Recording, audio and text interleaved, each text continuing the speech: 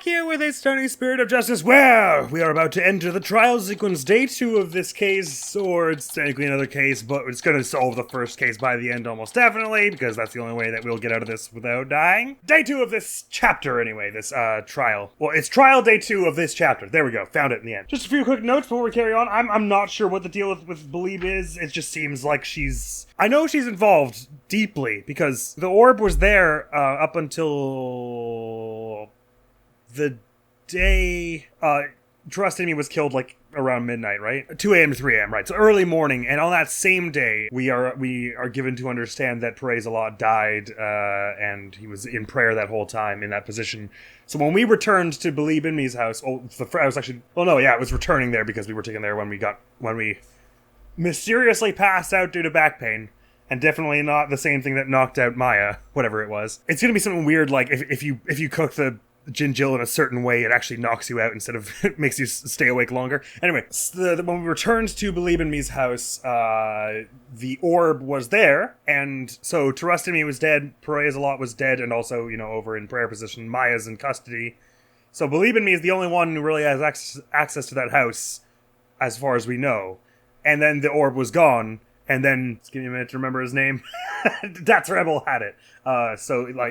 So Beh'leeb turned it over to the rebels. He said he met a helper. That's Rebel said, I met a helper who gave me the key, right? So Beh'leeb in Me, at the very least, it's their impression that she's on the side of the rebels. It's the rebels' impression that she's on their side, but I'm not 100% convinced she isn't maybe also Lady Kee'ra and is playing them for fools. Because, when you think about it, a rebel would have the easiest time tracking down the other rebels, right? So I could totally see her being both. Anyway, and knowing now what we know about the secret entrance, I hadn't considered it once we first learned about it, but it explains the seance vision quite a bit. How did someone just suddenly show up behind him and they didn't notice on their way up? Well, they used the revolving door. But it's weird that it would be completely silent. Well, no, we didn't hear any of that sound of stone moving, right? But it may be that's because of Rafa's, politely inexperience in the seance vision and reaching the... She can refine the vision, so presumably there's more to that we haven't yet seen. Oh, that's cool. I guess we're going to start with a seance vision again, aren't we? Are we going to do one for Zeh'lot, or are we going to go back to the Trust in Me one, I wonder?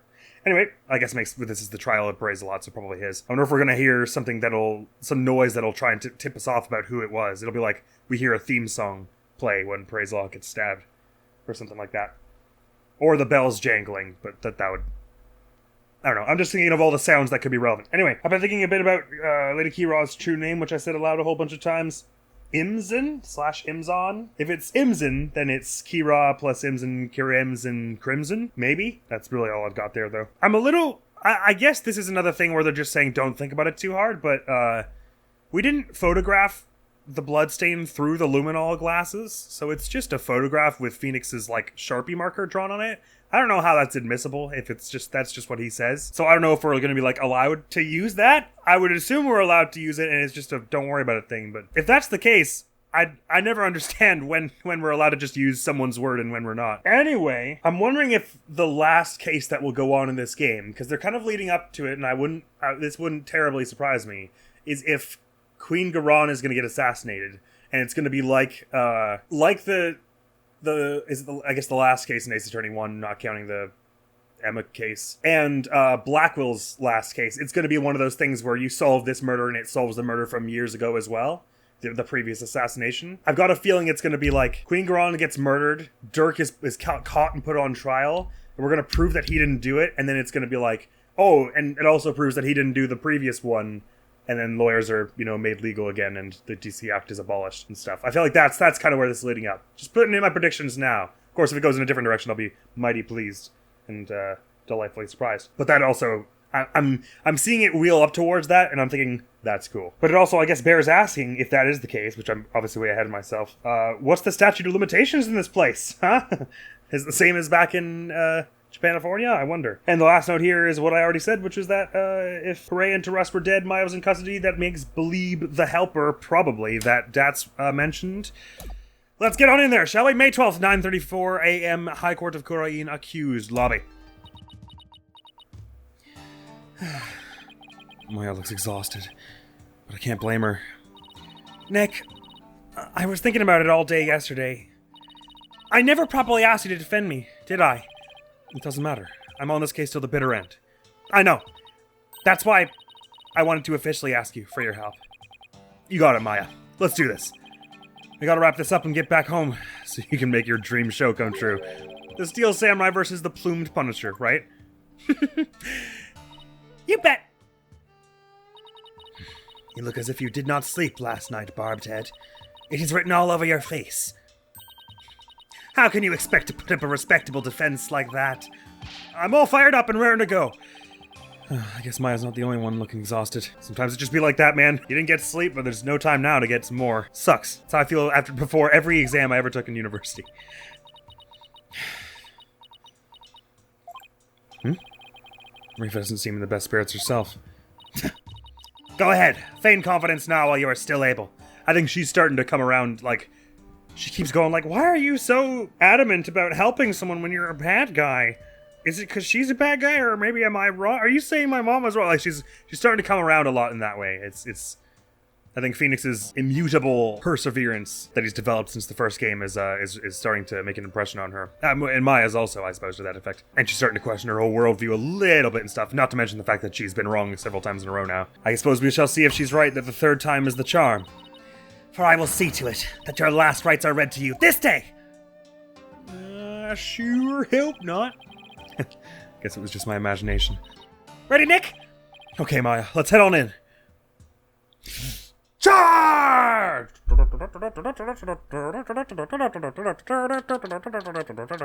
May 12th, High Court of Khura'In. I guess they don't have multiple courtrooms, they just settle it all here, is that it? Day 2! Court is now in session. All rise!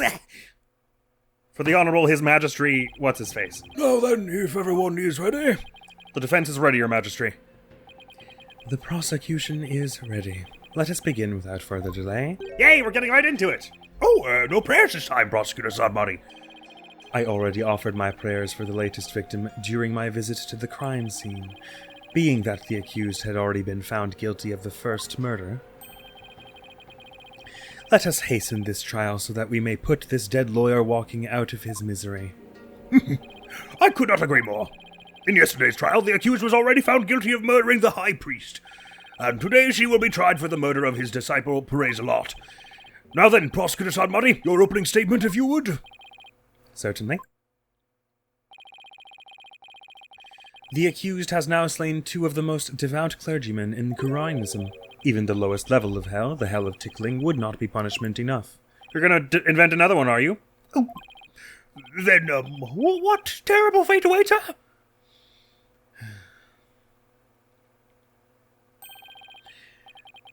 Balgilpoken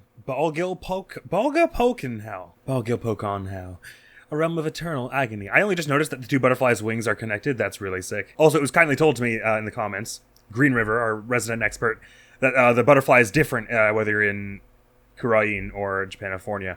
And it's like it's like a magical, illusory butterfly in Japanifornia. It's cool also how there's like a Midama mark on its wings. There she will suffer the endless punishment of Jagar by the Galoon of Polmoten. Furthermore, Guljama... Enough! My blood runs cold at the mere thought that such a terrible place exists. I was going to ask for a translation, but on second thought, ignorance is bliss.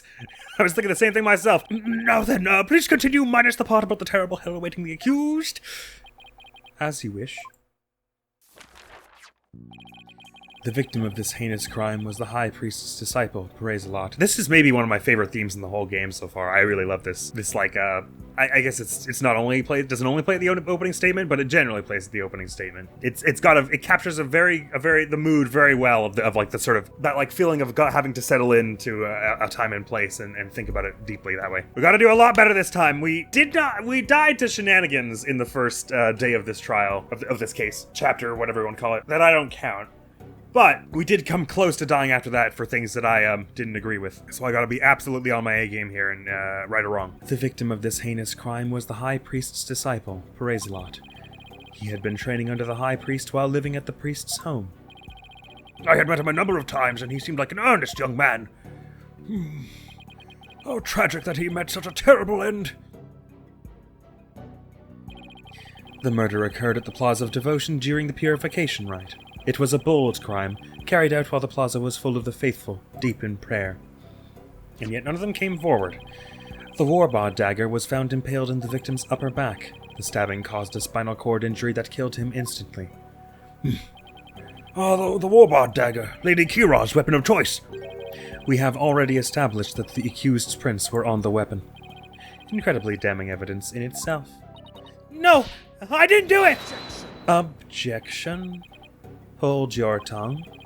Now, being that the accused Mayafe is a serial killer, the prosecution believes that the death penalty is the only possible sentence. Would the defense care to respond? The accused is innocent and nothing can convince me otherwise. After all, the crime scene was packed with worshippers. How could my client possibly have committed this murder without a single witness?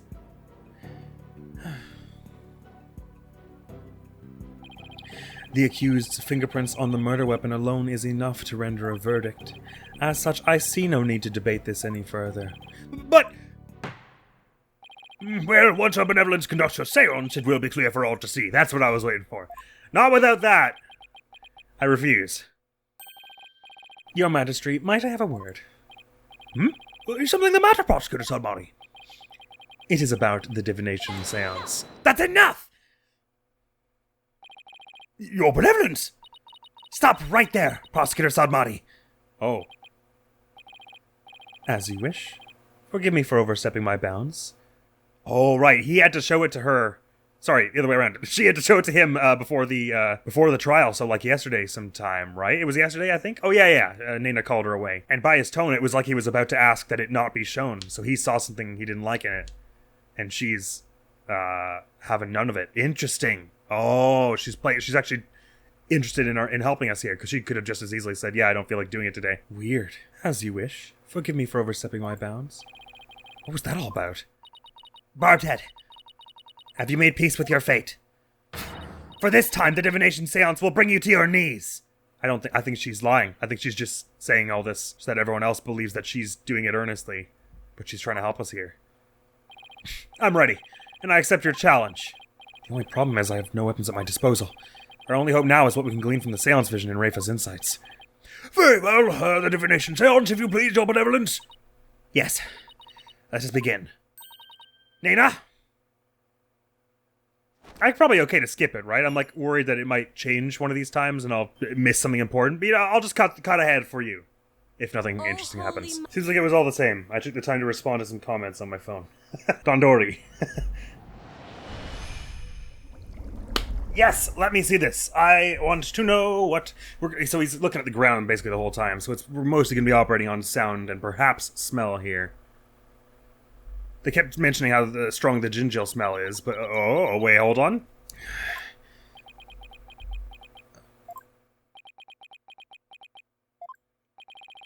I don't get it. Why wasn't there anything to see? Your benevolence! What in the world...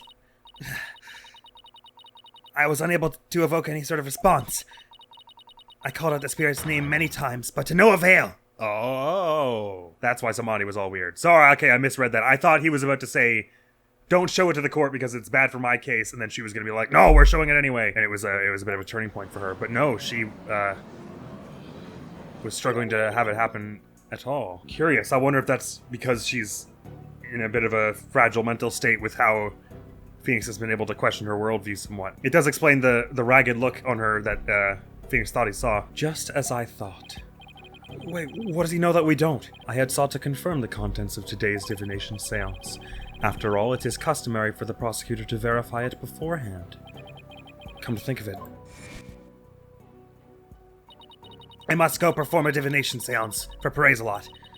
It is our custom for the prosecution to review its contents before a trial begins. And that is why I sought to stop her benevolence from performing it here. However, she insisted that it be done. She wished to try one more time here in the Hall of Justice. It would appear her benevolence is tired from her manifold duties. I am not anything of the sort!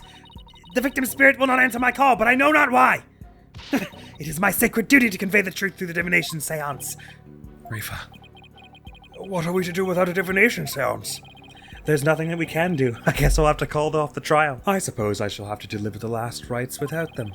The prosecution has already taken that into account when preparing for today. I am fully capable of proving the accused's guilt with or without a divination seance. You never fail to impress, Prosecutor Sodmuddy. This is bad.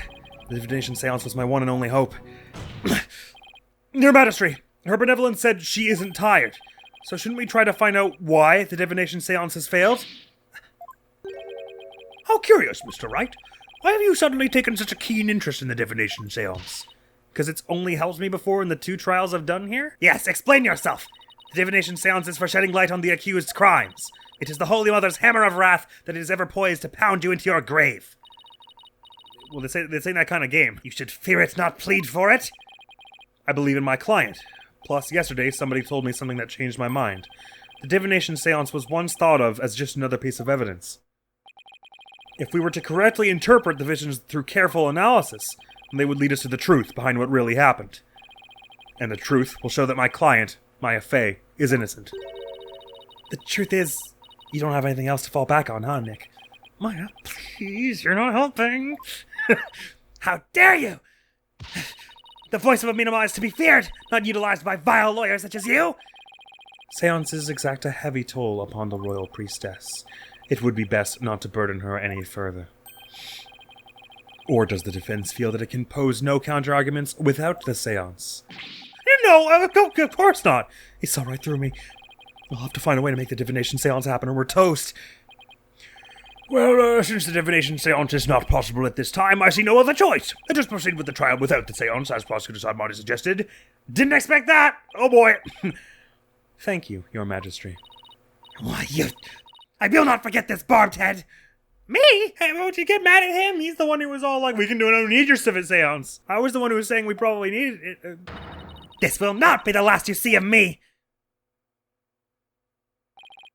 Now then, I will now proceed by providing an outline of the case at hand. Very well. If the lead detective would please come to the stand, we may begin.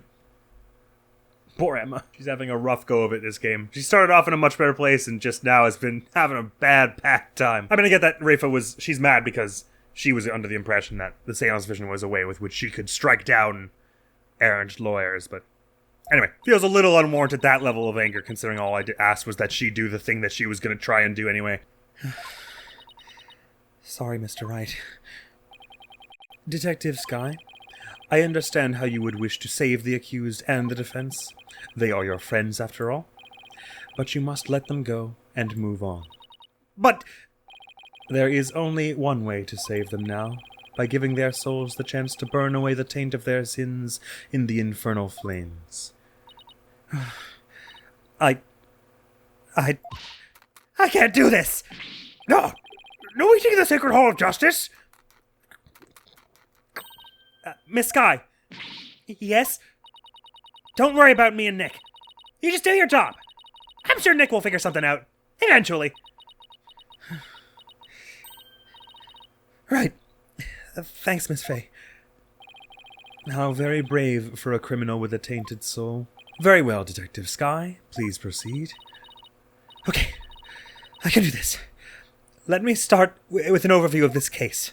Poor Emma. Witness testimony. I mean, witness is it feels like a bit of a misnomer, but anyway. Overview of the second murderer. The latest victim was Zeh'lot. He had been training under the High Priest and living at his house for the past 2 years. The High Priest's widow, Beh'leeb, has identified the victim's body. He may have been mistaken for a rebel and killed due to his connection to the High Priest. Sorry, what? The High Priest's widow, Beh'leeb, identified the victim's body. Not the police? What? Is it customary to call the relatives of the deceased to identify the body instead of, like, the police? I guess this confused me back in case 2 as well, where I was all like, I thought the prince indicated Mr. Rios, and in reality it just indicated some other rando that Mr. Rios had hired because they didn't actually have any, dental records or fingerprints on file for Mr. Rios because his identity was mysterious. So I guess that's just the thing across this whole game. The police don't know who anyone is until they take... they ask you your name and then they put the prince next to that name. They don't actually have records of anyone. Which, I guess, I get if he just showed up from the nowhere 2 years ago, they wouldn't necessarily have records on file, here, anywhere, of anything. And it depends if you'd, like, been to a dentist, I guess. Anyway, he may have been mistaken for a rebel and killed due to his connection to the High Priest. That didn't give us too much. We probably got to push on a whole bunch of that. But the fact that Beh'leeb was the one who found the body seems suspicious, doesn't it? Instead of, you know, one of the other people who was there at the scene praying and then stopped praying? What the hell was she doing there when everyone else was praying? I see. Well, that certainly makes sense. Would the defense care to respond? I didn't spot any inconsistencies in her testimony so far, and I don't have any evidence in my arsenal. What am I gonna do now? What is it, Maya?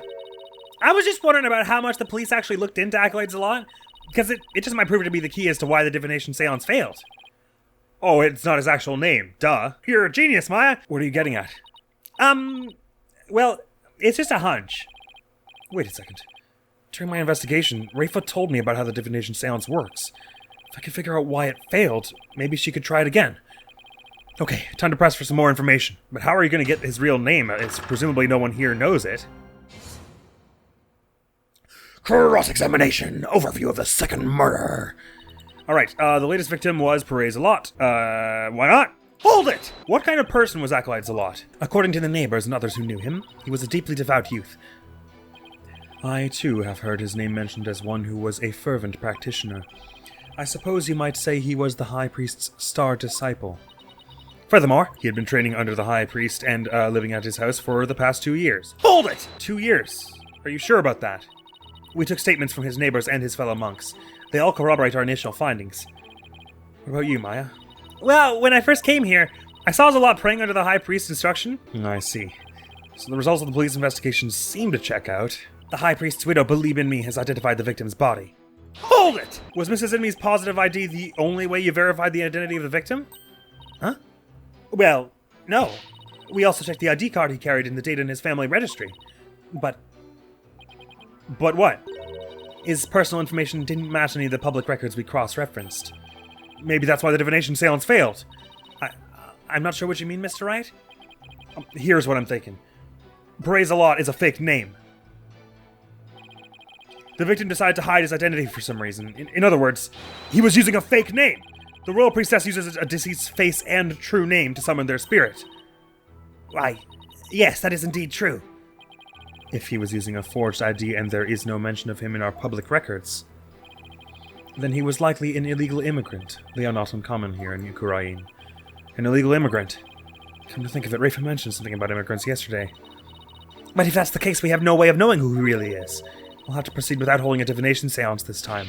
I had always thought that Acolyte Zeh'lot was Khura'Inese. Oh, how the High Priest must be lamenting his disciples' deception in the Twilight Realm. Well, Mr. Wright, what do you think?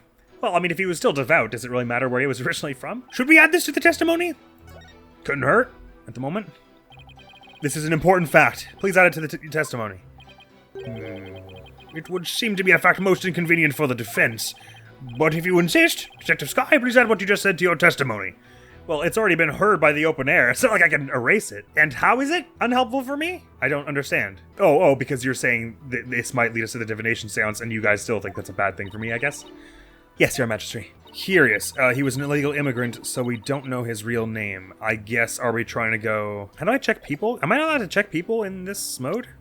Oh, I was wondering if maybe what they want me to do here is put this thing here and be like, well, he had the mark of the clergyman on him, so presumably he's been here a while? This person, even if this person is not who we thought. It's a little on the flimsy side. Let me just push on some other stuff as well. He may have been mistaken for a rebel and killed due to his connection to the High Priest. What are we thinking here, Maya? Now I know why the divination seance failed, but...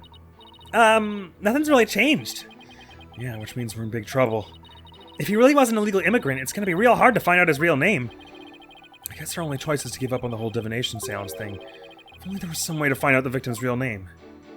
I'm pretty confident what they're trying to get at here is that since he's got a clergyman's mark on his neck, they have a registry of all the people who have marks somewhere on them, and that would have the individual's real name, because he would have gotten this tattoo here, even if he got it after he showed up here. You know what I mean? And they would have had his real name then. Oh, and well. I guess I don't know that. But no, well then, I don't know. I guess he could have just lied and told them a different name then, right? When they gave him the mark. Unless, did they say that you have to be born here and, like, they have to have, like, your birth certificate from here or whatever to get this mark on you. I mean, the trick is, the part where it says every clergyman has a mark on them is on Abbot Immy's profile, which is not presentable. I will probably push a bit more on some of this, including this one, but I just want to push on this last one before we carry on here. You might have been mistaken for a rebel and killed due to his connection to the High Priest. Hold it! I got the hiccups again. Why always with this game? Maya isn't that Lady Kee'ra who's been going around capturing rebels. I'm sorry, Mr. Wright, but... Objection. That verdict was already handed down in the previous trial. It is no longer a point of dispute, and I will not allow you to make it so. But... No ifs, ands, and most of all, no buts. The accused was posing as Lady Kee'ra, and she killed Acolyte Zeh'lot because she mistakenly believed him to be a rebel. That's not true! I'm sorry. The verdict has already been read in that case. I have to assume that it's fact now. Now what do we do? Right, so let's push on the piece we just added. Hold on a tick. Did it replace the third piece when I pushed on this one? Let me just push on this one again and just see what happens. Oh, this is new, okay. But the victim was using a fake name, so he may very well have been in Khura'In illegally. Yes, that's very likely the case. Now that I have an opening, what next? It's still not going to help me learn Zeh'lot's true identity. Was he really an illegal alien? That's all they've got here, and he was an illegal alien, so we don't really know his real name. Hold it! Sorry, I just said that in my voice. Hold it! Isn't there some way to track down his real name? No, not if he was an illegal immigrant. Have you actually confirmed that he was in Khura'In illegally? Well, we don't have any conclusive evidence, but there's also no evidence of him being a citizen of Khura'In either. Oh boy, now what do we do? What if there was a clue in the evidence he gathered? That's probably our only hope at this point. I'm pretty sure it's the mark, but like I think this is one. This feels like one of those things where that's the only option I can see, but I'm jumping ahead because Phoenix doesn't know that the mark is a fake yet. But it's weird because they sometimes want Phoenix to learn it first, and sometimes they want you to make that leap at the same time Phoenix does. If he really was an illegal immigrant, our proverbial goose is probably cooked. I just wanted to push on everything first and be absolutely sure, but I think probably I should be able to say he wasn't an illegal immigrant because the mark of the clergyman. That seems pretty solid to me. I'm just gonna quickly go through all the other evidence first. Still haven't figured out what's with this shoveled out area. I wonder how it'll come into play. This mark of death of Lady Kee'ra, that's not the same mark that Rafa has on her back, is it? I didn't even think to compare them. By the way, why is it that they... Oh, right, they're saying Maya ran up and stabbed him from behind. I forgot about that. I was like, how is it that we end up on the conclusion that this is still Maya the killer when he and Lady Kee'ra were facing each other right there? Right, they said he stabbed her, she stabbed him from behind. God, English. No matter which way I look at it, the only thing I can think is that I'm meant to put this tattoo here, but I don't want to jump ahead and ruin things already on the first bit of testimony. Well, this is like the only one piece of evidence that has anything to do with them anyway. Just present it! Objection! Okay, good. Sorry, Detective Sky. But the police missed something important in their investigation. Huh? What are you talking about? The victim was undeniably a Khura'Inese native. And this crime scene photo proves it. It does? It's a little hard to see, but look closely. You'll see clear proof that the victim was Khura'Inese. Where? I don't see anything that would prove that. This proves the victim was Khura'Inese. The peach. Take that! Once again, that soul that I thought would come into play much later is like the first thing we're using here. Look at this tattoo right here. What, that's a tattoo of a peach? I would like you all to think about the meaning of this tattoo. Oh, the victim really liked peaches. Well, peaches are a favorite delicacy here in Khura'In. They happen to be a personal favorite of mine. I like peaches too. The sweetness of their abundant nectars and the softness of their perfectly ripe flesh. They are a blessing from the Holy Mother herself. I prefer a nice, slightly crunchy peach myself. Nick, I suddenly got a craving for peaches! After the trial, Maya. Right now we have to bigger fish to fry. Unfortunately, that is not a tattoo of a peach. It is not a peach, you say? Then what is it? I guess if Beh'leeb was the one to have found the body, that does put her in the running for a most likely killer, on account of the fact that she would have been there probably covering up his tattoo, trying to make it seem like he wasn't a clergyman. Take a closer look.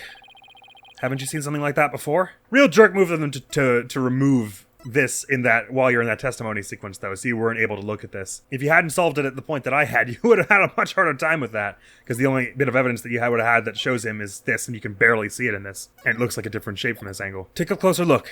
Haven't you seen something like that before? Namely, the tattoo on the High Priest's brow. Oh my!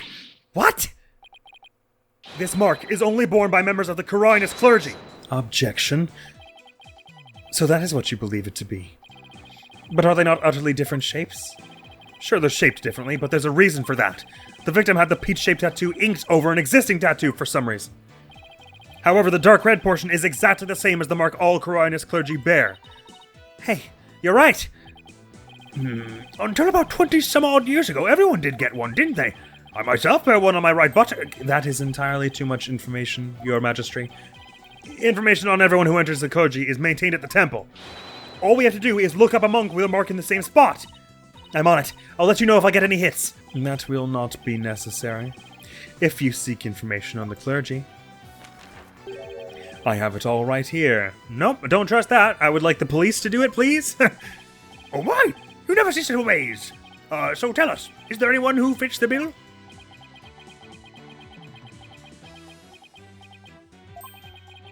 There is just one, and his name is Real Nemu. Real Nemu, I guess. It's quite fortunate there's only one. She only has to do it with the one name. He became a monk 20 years ago.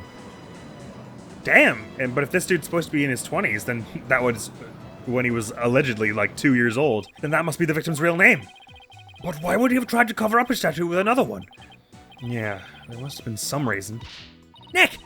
That's not important right now. The important thing is we know his real name. You're right. Your Majesty, now that we know the victim's real name, the divination seance might finally work. I hold that it seems more likely that the killer covered it up, because we have no other evidence that prior to the day of the murder, it was a peach tattoo. A lawyer who willingly seeks a seance. This is entirely unprecedented. Most of the things I'm doing are, it would seem. You are but digging your own grave, defense. We won't know that until we try. Sure, it's risky, but it's our only hope. Very well. Let the divination seance be held once more. Took some doing. Man, that was our like 40 minutes of the trial in this first cross-examination, but it was a lot of thinking and putting into perspective that had to be done. I say we try and take on the first portion of this divination seance before the end of this episode. She must be a bit nervous. Why would a lawyer work so hard to see the divination seance be held once more? You're a fool, Barbed Head, and your foolishness shall yield no gratitude from me. For with the truth revealed by my insights, I shall gladly seek your demise! Bring it on, Princess. Because I will correctly interpret each and every one of your insights. Damn! Bring it on, Princess? Whoa. Let's tone it down. You will regret ever thinking you could use my secret insights as evidence. Oh, we're doing this again, I suppose. I think I'll just skip ahead for it once more, just like before. But again, I won't skip the cutscene just in case it does change somewhere in the middle. Just checking my Twitter. I think nothing was different. All right, let's see this thing, shall we? Real name. So, of course, as we expect, okay, smell Ginjil. Boon Punisher theme. Okay, there we go. Heavy! Pain! Oh wow, that was nice and really short. Neat. Oh my! It is just as Mr. Wright surmised. Zeh'lot wasn't the victim's true name. And now at last we have seen the victim's final moments. But all we could see was the ground. You seem terribly disappointed. I take it you did not find any fodder for one of your infamous turnabouts. I kinda did. I, on the other hand, have discovered something. Conclusive evidence that establishes the accused's guilt. You did? The Plume Punisher thing I imagine he's gonna get at. So there are a few things that are very unusual about that, but I can't wait to see what Rafa's insights are. So obviously the heaviness thing, why? What was on his back? The Ginjil smell was supposed to be gone by the time of the rite because that's why they hold it early. Like why they had to eat it earlier on so that you can clear the smell of it, which is very strong, away. Oh, yeah. Well, no, yeah, it should have been gone by then, I imagine. Sorry, that was such a Canadian thing I just did. Well, yeah, well, no, yeah, well, so yeah, well, yeah, no, yeah. Oh, yeah, no, for sure, yeah, no, yeah, sorry, yeah. And obviously the Plume Punisher theme is a bit unusual, but, well, it may well be that it was the Steel Samurai one, but Zeh'lot doesn't know the difference because he's not a big fan of it, so when he hears it, he's like, oh, that sounds like the Plume Punisher theme to me. I imagine we're going to somehow down the line get a chance to refine that into it being the Steel Samurai theme. You did? Oh, a most surprising surprise attack. So, tell us, Prosecutor Sonmari, What is this conclusive evidence you have found? The Plumed Punisher theme song that the deceased heard. Please consider this item here. It was confiscated from the accused during her interrogation. Ah, that's my Plumed Punisher strap! When you press the Magatom on the Plumed Punisher's belt.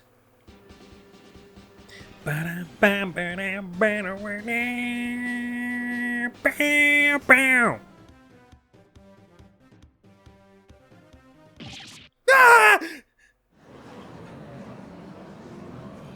No, it's not the mark of death on her back. I had it wrong.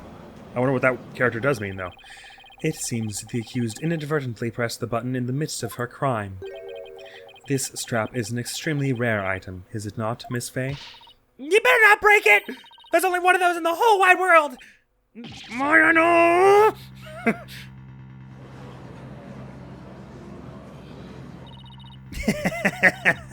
It is just as I said. Your flights of fancy have come crashing down on you. She sure seems to be enjoying this. Yeah, I've never seen her look so thrilled before either. It is time to accept the fact that the divination seance is far more than mere evidence. It is the very truth that brings the hammer of justice down upon the accused. That is as conclusive as evidence can get. Now then, if there are no further objections, Your Majesty, Princess Rafa has not given her testimony or insight yet. Objection! Slow down there, Your Majesty. At least let me make a counter-argument. Watch this? Do you take issue with the divination seance? Oh, I have issues with it. I just don't know where they are yet. But that's never stopped me before.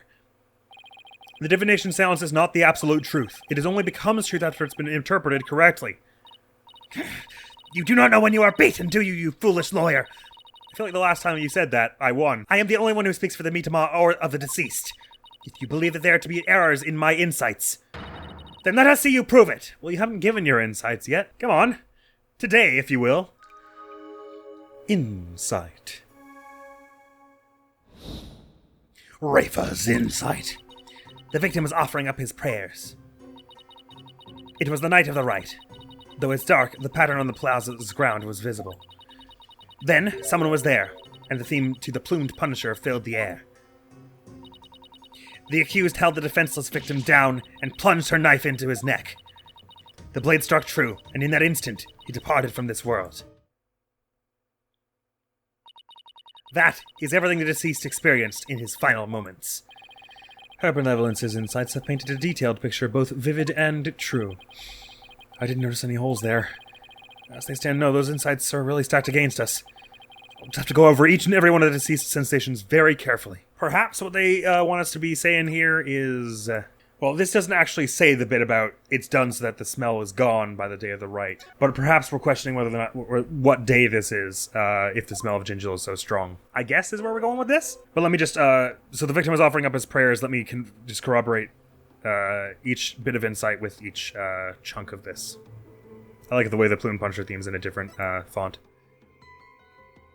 It was the night of the rite, though it's dark, the pattern on the plaza's ground was visible. That does appear to be more or less the right thing there.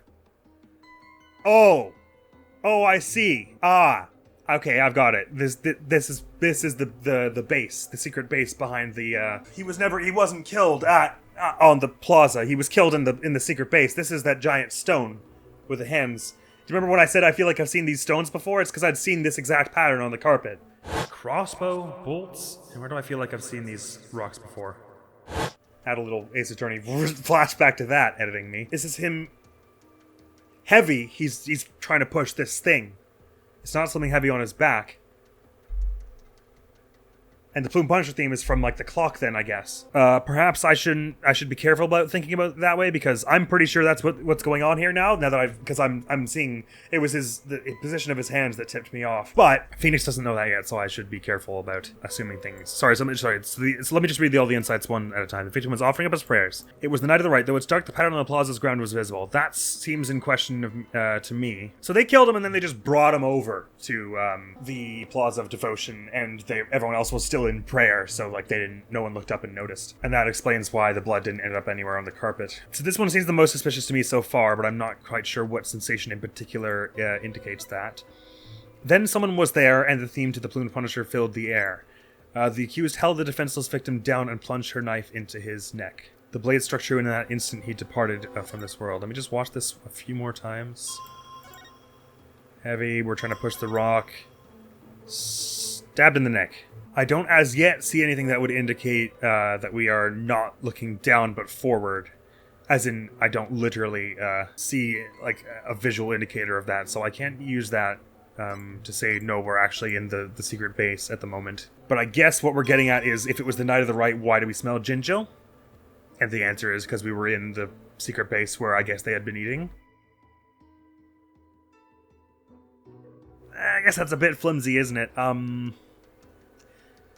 Because we don't actually have any evidence that says the smell should have dissipated by the day of the rite. Well, no, but I guess the evidence also does not say it was likely to have stuck around for a day. So probably because the evidence we have this, what I'm trying to think here is, I recently, played that portion, but they're trying to make it as a video game such that if you had not played the game for like a year and then come back to it here, you still have enough information in the evidence to solve it. So I'm trying to think from that perspective, if this was all I had to go on, would I be able to work this out? And I think probably, yeah. So I think probably I can put the Knight of the Right. I can say the Jinjil shouldn't be smelled here. And the contradictory sensation should be the smell. Take the objection! Was it really the Knight of the Right? A question that we'll be answering next time on Ace Attorney Spirit of Justice, because, like I said, we got through that first portion of the divination seance, but it suddenly had a click moment for me, and I believe what's going on here is he's the one who left those handprints on that stone in the secret base. What's confusing, though, is why that stone was so wobbly for us when it was really hard for him to push over. Who knows? We'll be getting into that, though. Next video on the channel is going to be some more Wii Sports, although sometime soon, as I mentioned in the community post, I'll be having my wisdom teeth out, so I will not be able to record any of our 3 main playthroughs for a bit. So at some point, I'll tell you that the video next will be Wii Sports or something, and that'll be a complete lie, and it'll be something not that. But tepidly, the next video is going to be Wii Sports. Depending on how my editing schedule ends up, this video may go up after I've recovered from the wisdom teeth. Who knows how long that'll take, and so on and so forth. That is all for now, though. So, I'm liking the way this is heating up. That's very, very interesting. We've had like a number of revelations already just from that first objection and from that, the testimony, and from Rafer's insights so far. We've already learned it was the Perez-Zeh'lot's a fake name. We've gotten to use our tattoo solve, and now I'm pretty confident that he was killed. He was the one killed in the base, which makes some amount of sense. I was trying to figure out how To Rust in Me could have been killed inside, when what we saw of his last moments very clearly seemed to be outside, but this makes a lot more sense. That is all for now. Thank you so very much for coming around. Hopefully I'll see you around. Admiral's gonna be out of here now. Peace! Just nice. Fearsome. Oh, I meant to go for that. Would have worked if... It's fine. I'm not sure why anyone was imagining there was a problem for even a second. It really went like...